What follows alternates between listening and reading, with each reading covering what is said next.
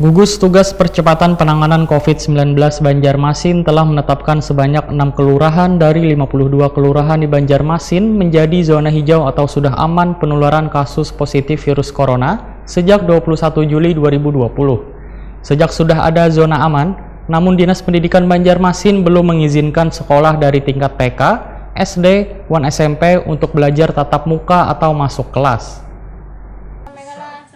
Gugus Tugas Percepatan Penanganan COVID-19 Banjarmasin telah menetapkan sebanyak 6 kelurahan dari 52 kelurahan di Banjarmasin menjadi zona hijau atau sudah aman penularan kasus positif virus corona sejak 21 Juli 2020.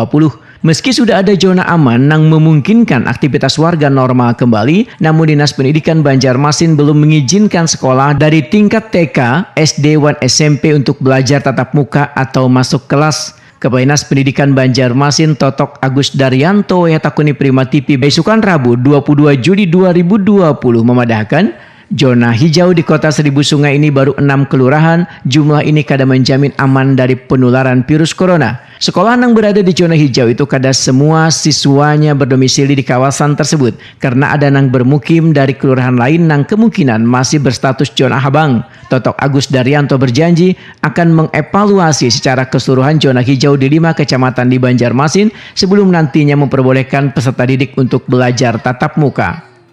Ya, jadi gini ya, jadi yang pertama kita akan dalam hal ini Pak Wali Kota menelurkan surat edaran lanjutan dari surat edaran yang berikutnya, yaitu intinya yang pertama adalah memperpanjang proses belajar dari rumah PDR.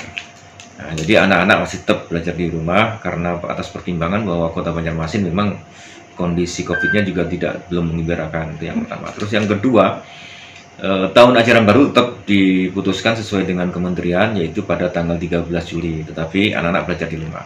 Nah itu.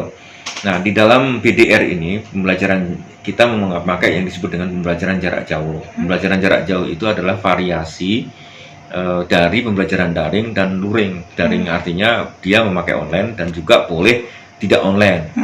Nah bagi siswa atau sekolah yang tidak berkemampuan melakukan daring, mereka boleh melakukan luring. Nah itu mungkin kebijakan yang disampaikan. Totok Agus Daryanto pun mengakui sistem belajar daring atau belajar jarak jauh menjadi keluhan kuitan siswa. Selain kesibukan di rumah tangga, kuitan siswa juga beralasan kesulitan mengajari anak-anaknya.